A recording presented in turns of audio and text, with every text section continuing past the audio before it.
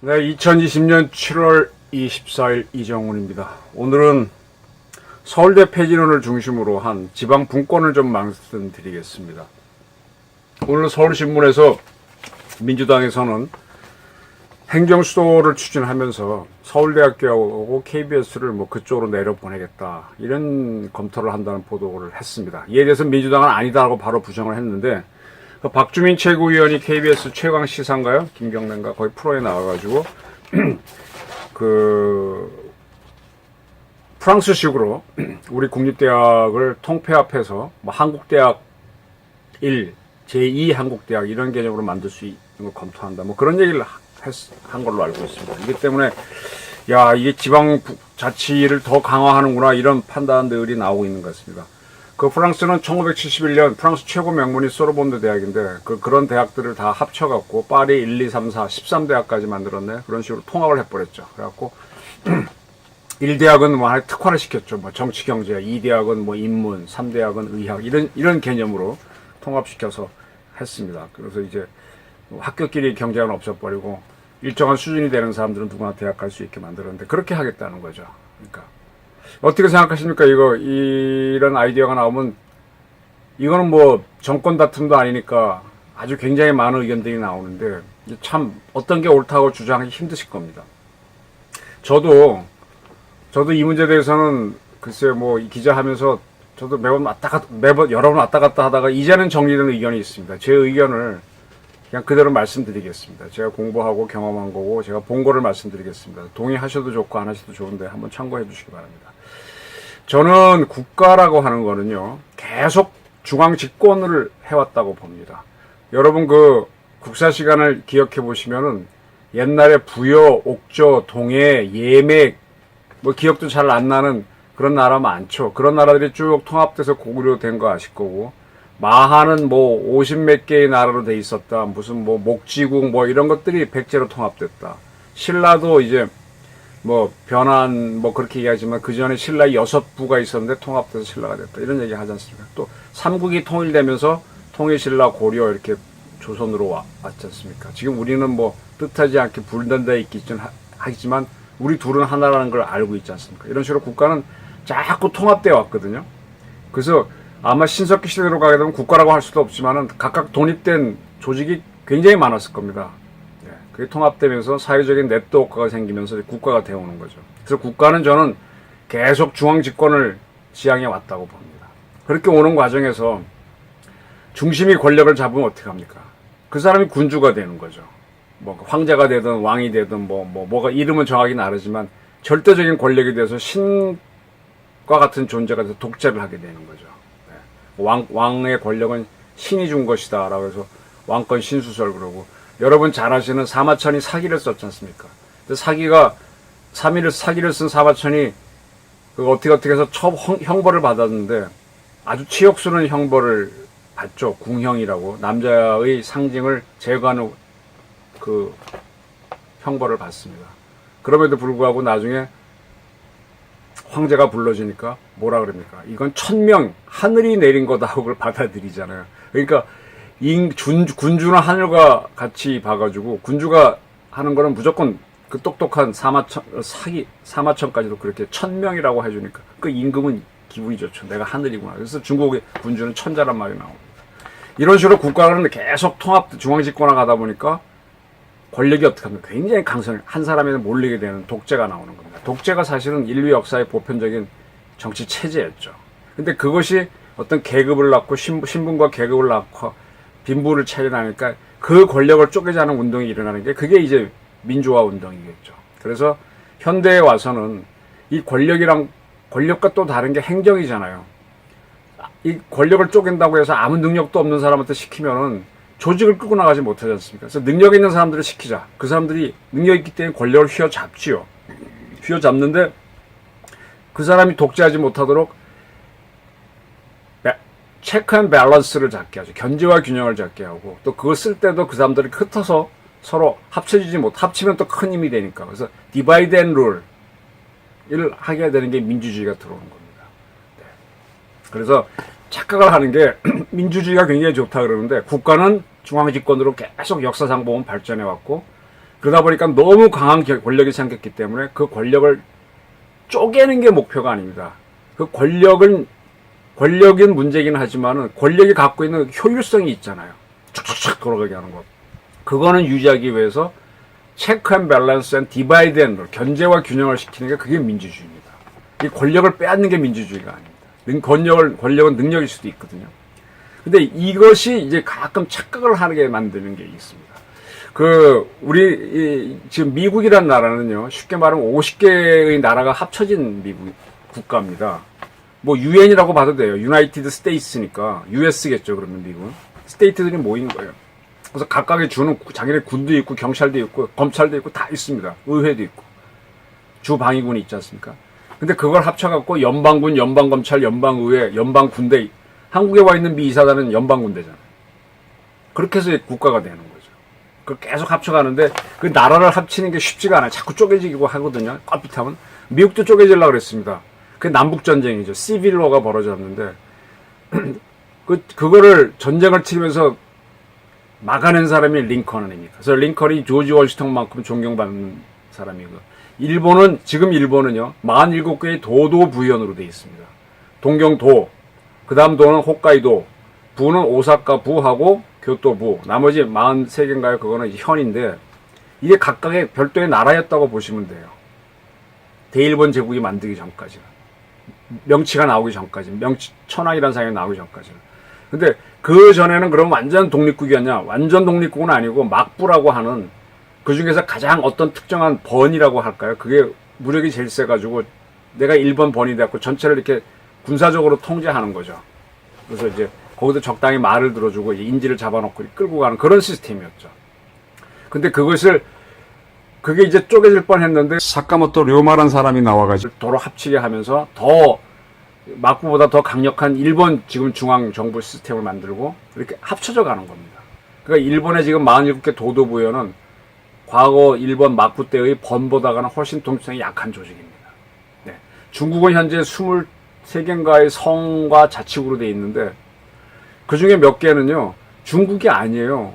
아예 다른 언어와 민족입니다. 그래서 티벳 서장이죠. 그 다음에 신강, 유오이, 거기는 위구르족이죠. 그 다음에 여기 뭐 청해성, 내몽고 자치구도 그렇고요.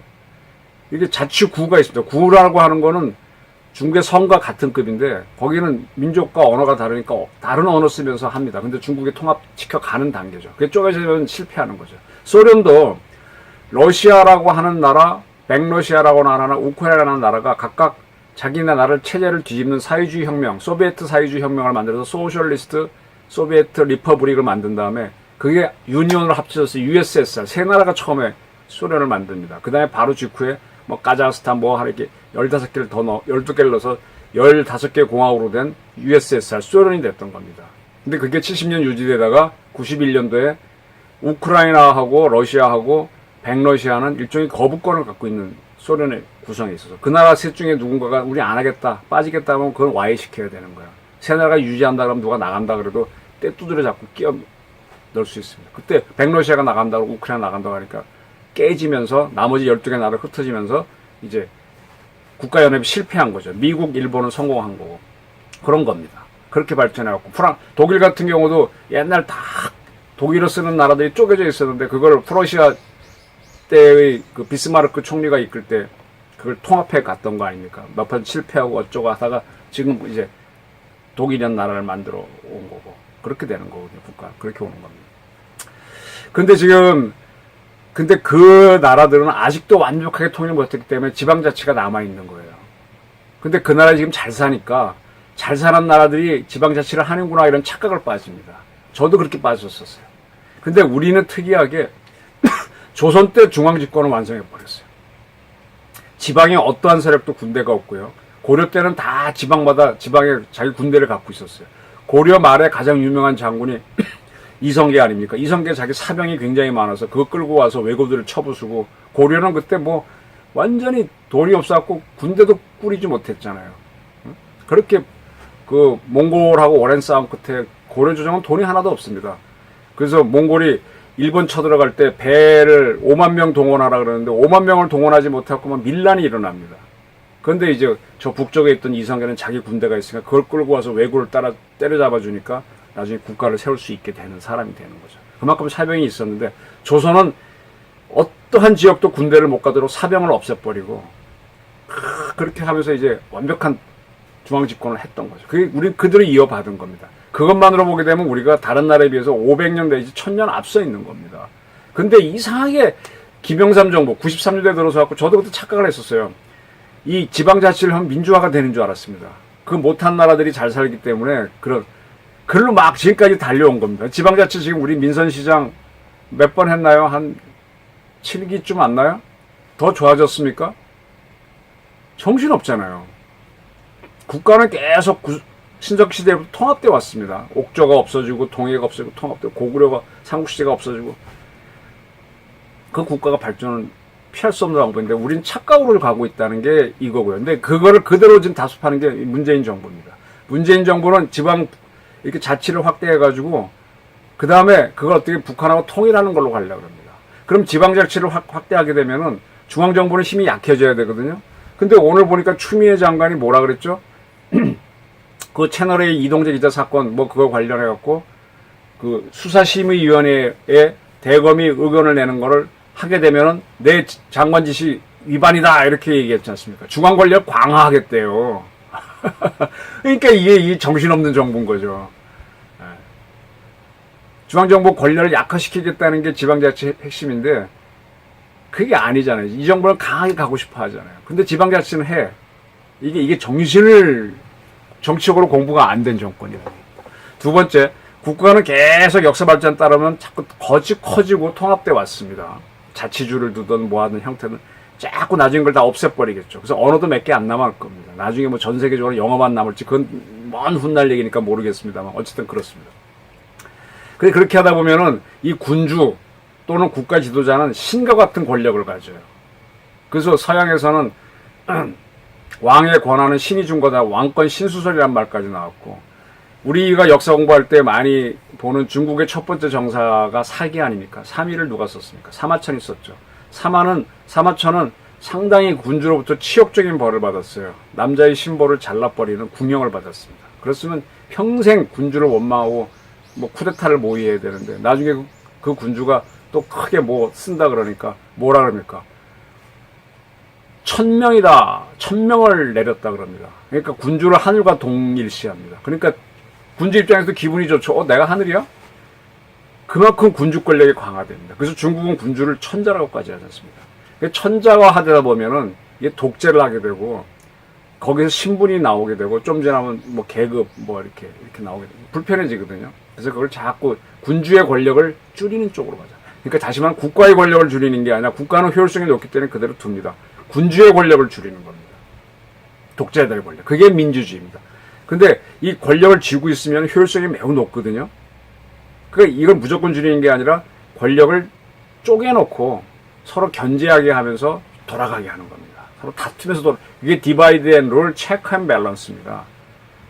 지금 이 정부 사람들이 착각하는 거는 권력을 디바이드 앤 룰을 하고 체크 앤 밸런스를 해야 되는데 이거는 중앙 집권화 하려고 그러고 지방 분권화는요. 분권은 중앙 집권으로 와줘야 돼요. 그래야 국가가 다른 나라에 먹히지 않고 독립을 유지할 수 있습니다. 근데 거꾸로 가고 있어요. 지금 권력은 집권화하면서 독재화라고 하면서 지방은 분권화로 가게 되면 이거는 그 나라는 실패할 가능성이 매우 전 높다고 봅니다. 네. 그래서 지금 이게 지방 분권화를 해야만 이제 좋다고 생각해갖고 자기네는 독재를 하면서도 그래서 서울을 좋아하는 이유가 서울대학이라고 하는 또 고급 또 특목고가 많다 보니까 이걸 자꾸 없애는 쪽으로 가잖아요. 그 프랑스가 그렇게 갔죠. 71년도에 소르본노 대학 등을 다 통합해서 파리 1, 2, 3대 대학, 13대학까지 만들고 막 평준화해버렸잖아요. 독일도 모든 대학을 평준화해서 시험만 보면 다 들어가게, 점수만 되면 다 들어가게 했지 않습니까? 그런데 그렇게 하면 어떻게 됩니까? 대하향 평준화가 됩니다.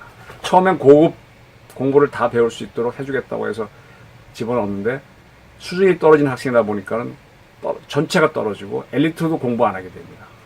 해도 이득이 없으니까.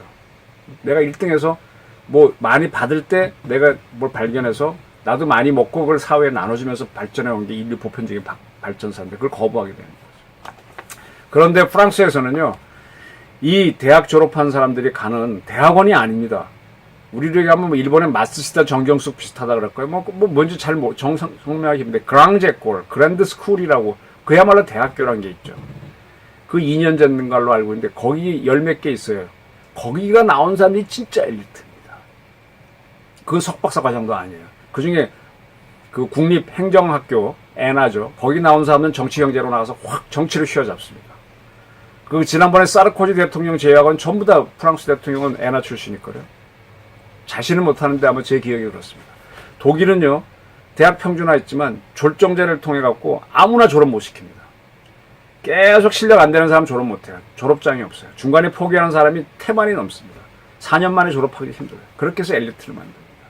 근데 우리는 전두환 정부 때 졸정제를 바로 했었어요. 저희 대학 들어갈 때. 근데 그게 실패했습니다. 우리는 그게 안 되더라고요. 4년 내에 빨리 졸업시켜야 돼요. 4년 내에 빨리 졸업시키면서 엘리트를 만드는 시스템이 뭔가 하면 미국과 영국 시스템입니다.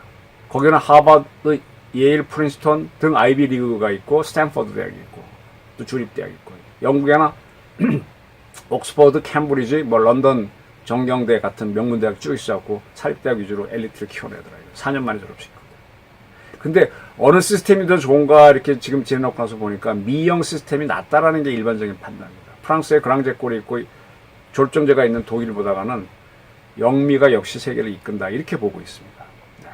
그래서 이 지금 대한민국의 권력 집중되어 있는 거는요, 우리가 국가 발전을 다른 나라보다 먼저 왔기 때문에 중앙 집권화된 게 맞습니다. 그럼 그 권력을 디바이드 앤 롤, 체크 앤 밸런스를 해야 되는데 지금 이 정권 사람들은 거꾸로 지방을 흩어버리려고 그래요.